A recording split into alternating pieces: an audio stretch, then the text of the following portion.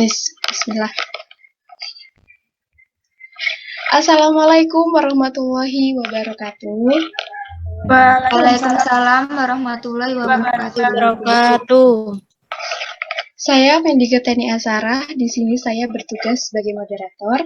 Di sini kami dari kelompok 1 terdiri dari slide selanjutnya, Mbak.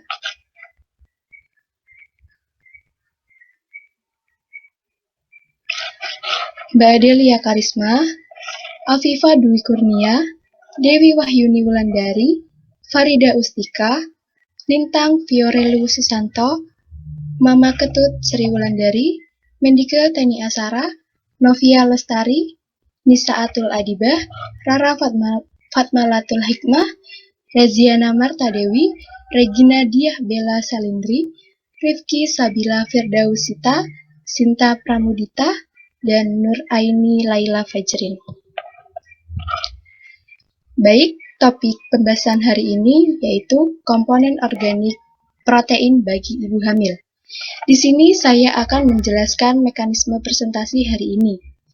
Baik, yang pertama, diskusi kali ini yang pertama akan dipresentasikan oleh Mbak Wulan tentang apa itu protein, takaran protein, dan fungsi protein.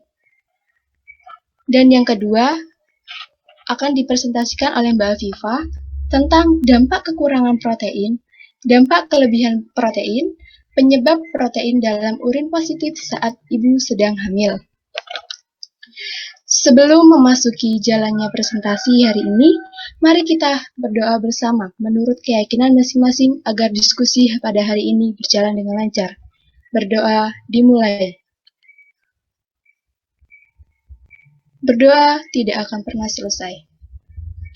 Selanjutnya, diskusi kali ini yang pertama akan dipresentasikan oleh Mbak Wulan. Monggo Mbak Wulan dipersilahkan. Baik, terima kasih Mbak Dike. Sebelumnya saya izin masuk. Apakah suara saya sudah terdengar dengan jelas? Sudah, Mbak. Oke, baik. Saya akan menjelaskan atau memaparkan apa itu protein. Bisa di next slide.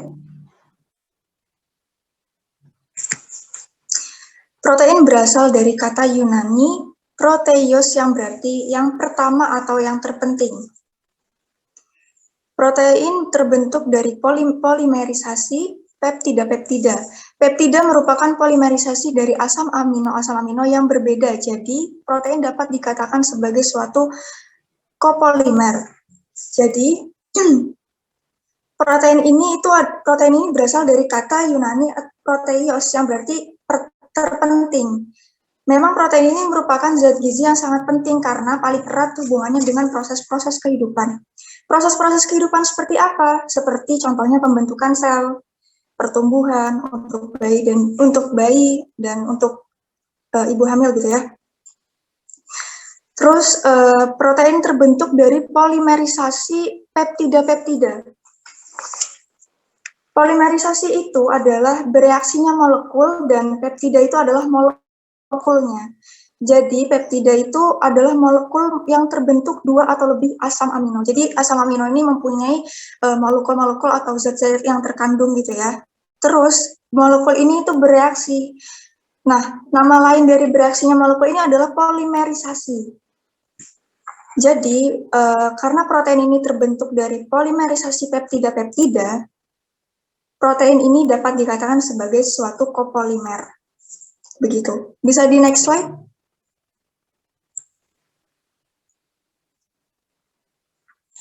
Manfaat protein bagi kehamilan.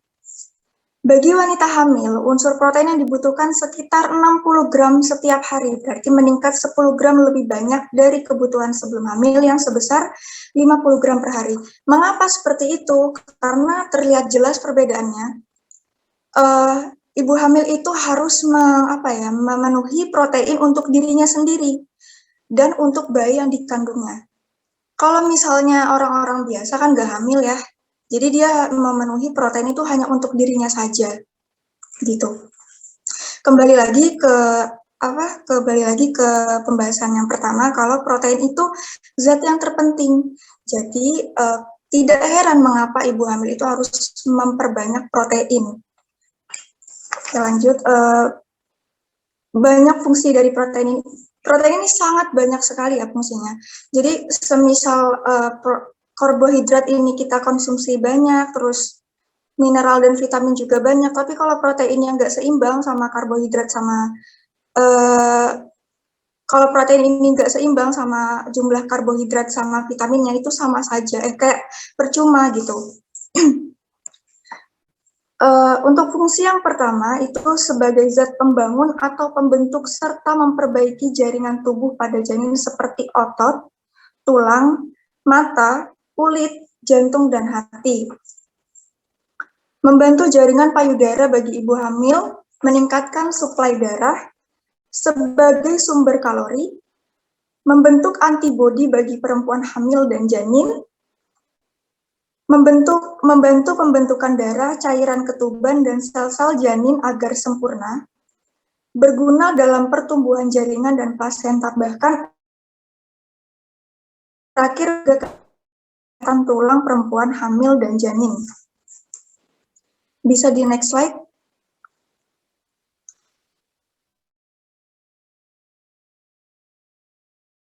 Mungkin sampai sini dan akan dilanjutkan kepada Mbak Afifah. Baik, selanjutnya kita persilakan Mbak Afifah untuk menyampaikan materinya. Monggo Mbak Afifah. Nggih, izin masuk nggih. Saya Afifah Dwi Kurnia akan menjelaskan mengenai topik yang pertama, yaitu dampak kekurangan protein.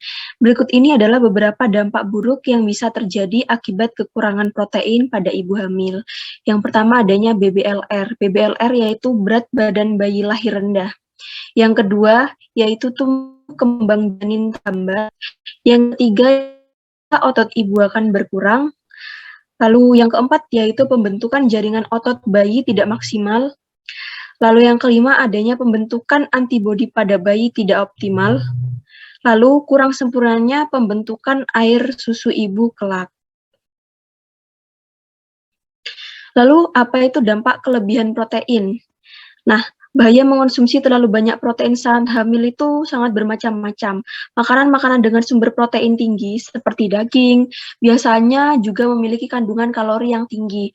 Menurut American Pregnancy Association, ibu hamil membutuhkan 300 ekstra kalori per harinya. Kalau kalori yang dikonsumsi setiap harinya lebih dari jumlah tersebut, ibu hamil bisa mengalami kenaikan berat badan yang tidak sehat. Nah, selain itu, menurut Iowa State University, mengonsumsi terlalu banyak makanan dengan sumber protein tinggi juga akan meningkatkan lemak jenuh. Biasanya lemak jenuh dapat ditemukan di dalam makanan-makanan hewani seperti daging, kulit ayam, produk susu, dan mentega. Mengonsumsi terlalu banyak lemak jenuh juga akan meningkatkan kadar kolesterol.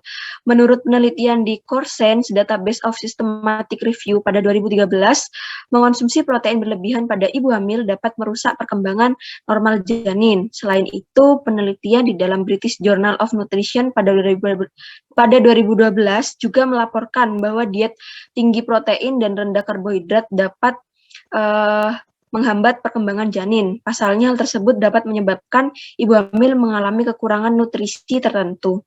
Beberapa anjuran pada ibu hamil dengan kadar protein tinggi itu dengan cara makan makanan bergizi dan sehat, konsumsi air putih sebanyak 6-8 gelas per hari, istirahat yang cukup, hindari konsumsi makanan yang digoreng dan junk food.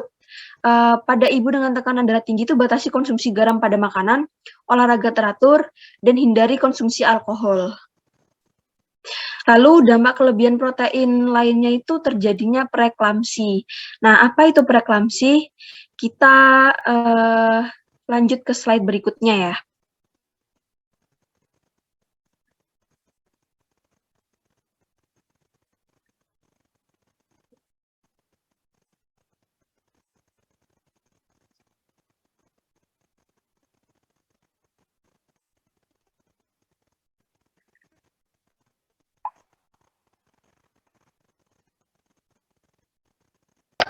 Permisi Mbak, izin masuk. Izin masuk. Oke.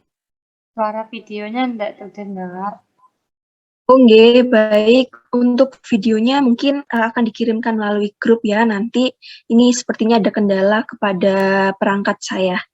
Baik, selanjutnya setelah kita menonton video mengenai preeklamsi, nah itu mengingat adanya kadar protein dalam urin yang berlebihan saat hamil itu menyebabkan resiko ini tadi, preeklamsi. Nah, saya akan menjelaskan sedikit mengenai preeklamsi. Jadi preeklamsi itu komplikasi kehamilan yang dapat membahayakan bayi dan nyawa ibu. Nah,